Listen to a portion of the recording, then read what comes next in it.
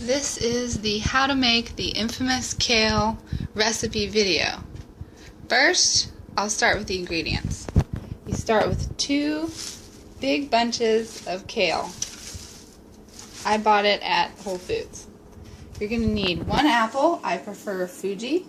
You're going to need a pack of small potatoes. These are fingerling potatoes. Easy to buy at Whole Foods. You can also get the little tiny red ones. If all you have is the big red ones, that's fine. You can buy those. You just want to kind of cut them up. You're going to need 1 yellow onion. You can use white onion. They're just a little different. You're going to need 2 lemons. And then you're going to need 2 big things of chicken broth. See how wide those are? Those are 48 ounce. I got 1 regular and 1 low sodium just so I can add salt, and I didn't want it to be too much. And that's it. Okay, so while I'm washing all of the vegetables, I usually just put my chicken broth on to heat up in a separate plate.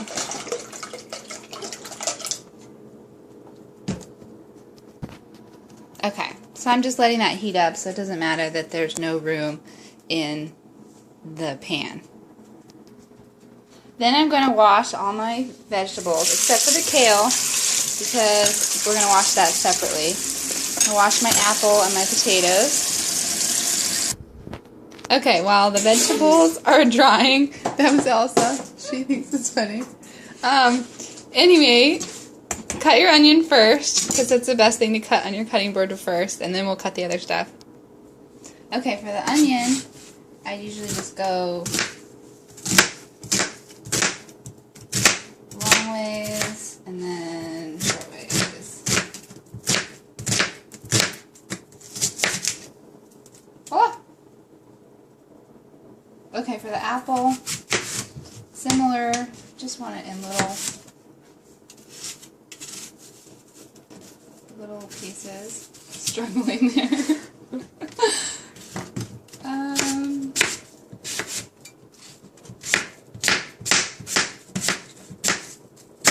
Yeah, that's good enough. Okay, the lemon, obviously you're just going to juice it, so you're just going to cut that in half. And then the potatoes, you just want to look at your potatoes. It doesn't really matter what size they are because you can limit the cooking time, but you just want to make sure they're all about the same. So I usually go with like the smallest potato, which is like probably about that big. So that means these probably need to get cut 3 times. And maybe half,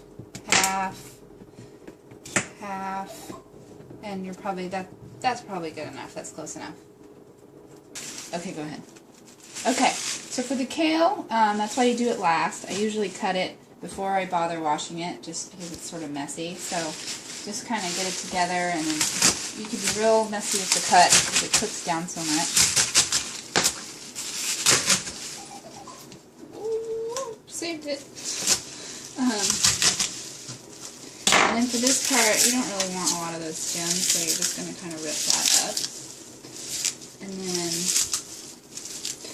I won't take the time in the video, but I would normally kind of come back and undo this, and I can clean those last little bit off. And then I would cut this other bunch, and then I put it in, and then I wash it. Okay, so for the top part, you can kind of just throw that in, but I sort of look through. And if there's any really big stems like this, you rip that off. You don't really want to eat that part. So you just kind of go through and you can feel it. It doesn't take but a second. Just don't want those so much. They're not, just they don't cook as evenly. That one's off. Okay, that's good. Okay, the other way to do the kale is you take the little thing off. And this is the way Mom used to do it, is you just start at the top. You rip it down, you kind of end up with this like spine, and then you just kind of break this up. But I don't know, like this can kind of, it just depends. That's sort of how they make kale salad. They do it that way because they want to bruise the kale. But you do end up bruising the kale a little bit more, which is okay, but we're going to cook the crap out of it anyway, so there's no need to bruise it. So that's just an alternative method. Okay, so here's the little stems like I was saying, seems like a lot of kale, but I don't waste even the bottom of the stems part, because it really cooks down. And the part here by the stems is no less great than the rest of it. So anyway, I got my big thing of it there. And then I usually just put it in a big bowl of water.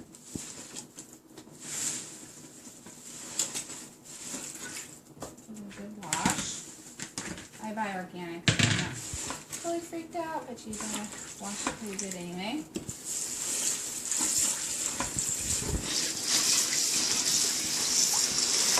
Okay. And I just let that kind of sit for a little bit. And I'll show you about the, yeah.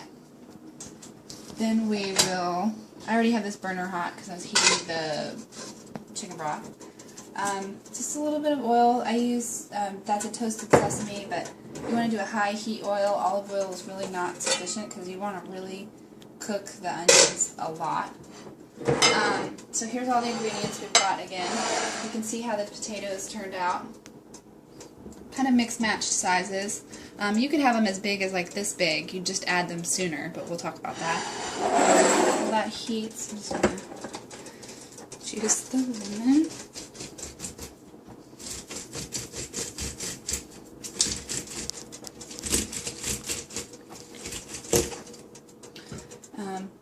Test this and see if it's hot.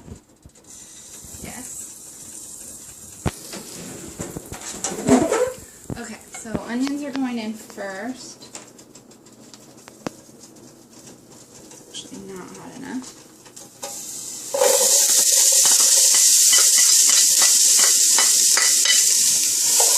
And if you're going to make it with like bacon or ham, this would be the time you wouldn't have needed to do oil. You would have put the bacon first and then cut it up and then let it, you can do like 2 pieces of bacon, that's really good. And then the fat from that sort of oozes out and then you can cook the onions in that fat. I'm not using bacon on this episode. So, you can pause it. Okay, I'm just going to drain my kale.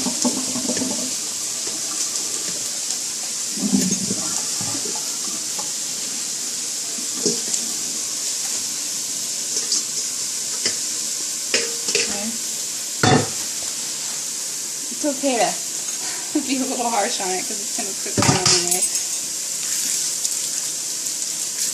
Okay. Okay. So now that the onions are turning kind of brown, that's good. You're going to add your apple.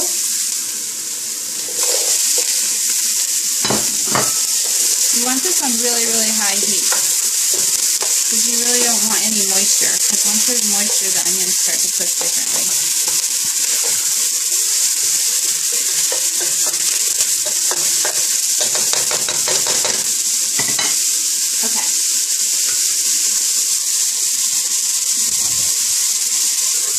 Okay, so see how that's kind of getting brown? You just let it kind of cook for, I don't know, maybe 2 minutes at the most.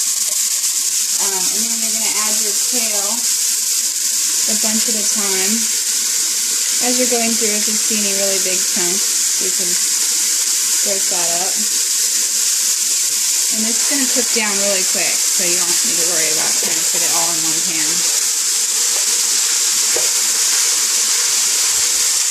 I'm going to give it a turn.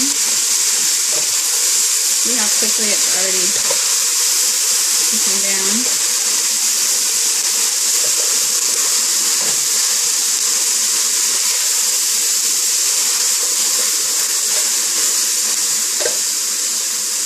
Add a little bit more.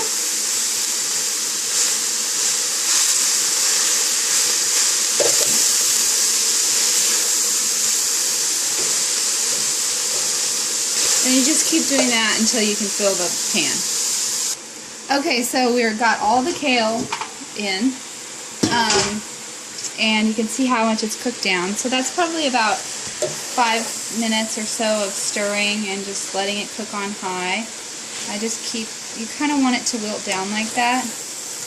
so you're just kind of letting it do its thing. I'd say probably, yeah, like 5 to 7 minutes of cooking, as you're including the adding time. So it doesn't need to get, you're going to cook it in the broth, so it doesn't, it's just kind of you're searing the edges a little bit.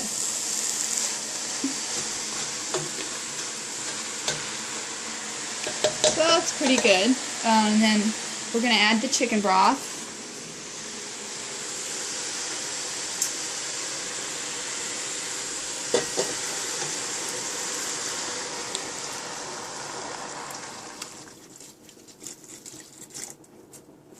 Else is going to give that a stir.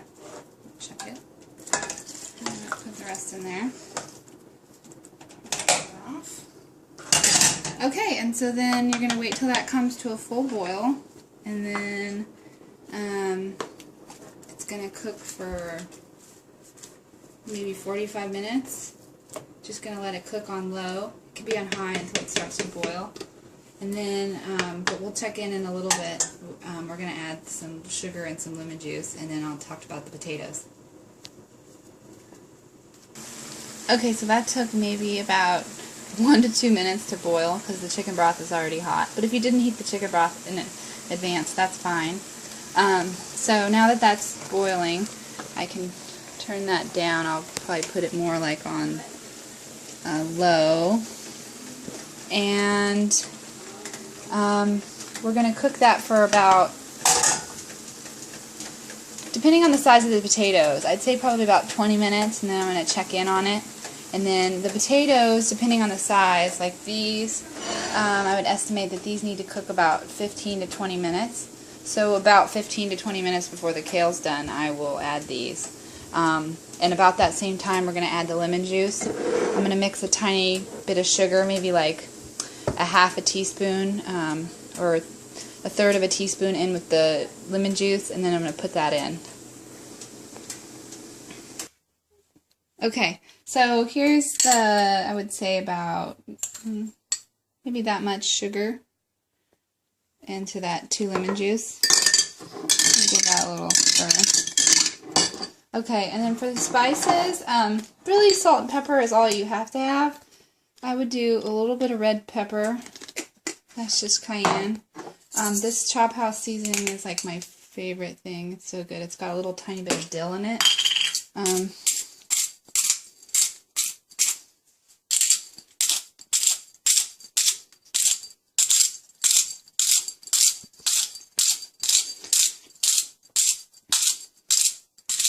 Okay, and then this is just like an all-purpose seasoning, like marjoram and oregano. Boring part of the video. Okay, like that's probably good. Maybe a little more. And then turmeric doesn't have a lot of flavor, but it's just extremely good for you. So I usually put a little bit of turmeric in anything that I make. It's an Ayurvedic spice. It's really good for your internal organs. So that the kale's been cooking now for maybe just 5 or 10 minutes on low. Well, 5 minutes. So I'll go ahead and put that in. There's no need to cover the kale. You want to keep the moisture evaporating.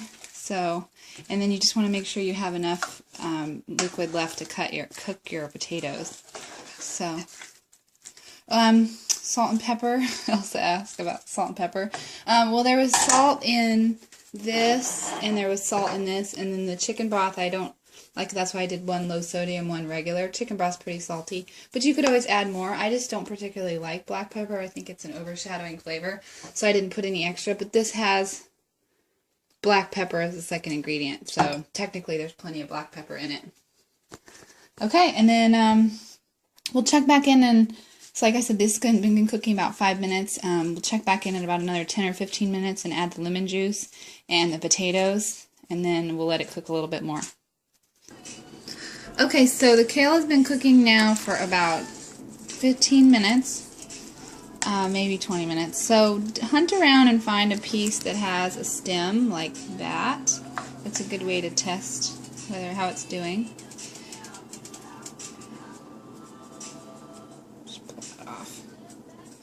I usually just try to Yeah, so it's still got a little bit of structure, but it's doing good. So, we're going to go ahead and put our potatoes in.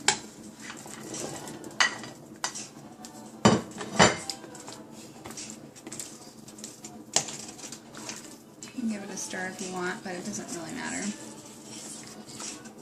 Okay. And we can go ahead and put our lemon juice in.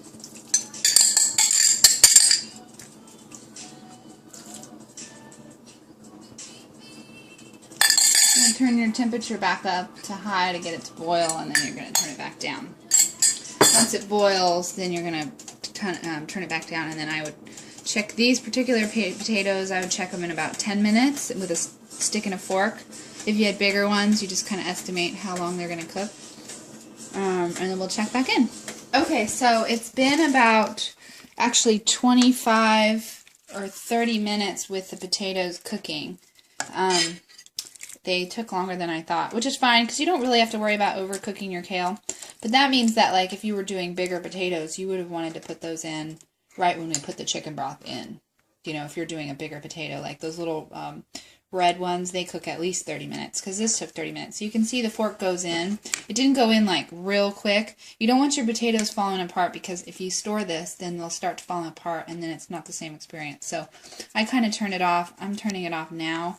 I'm just going to turn it off and let it sit, and then maybe I'll come down and eat some in about 30 minutes. But I just turned the burner off.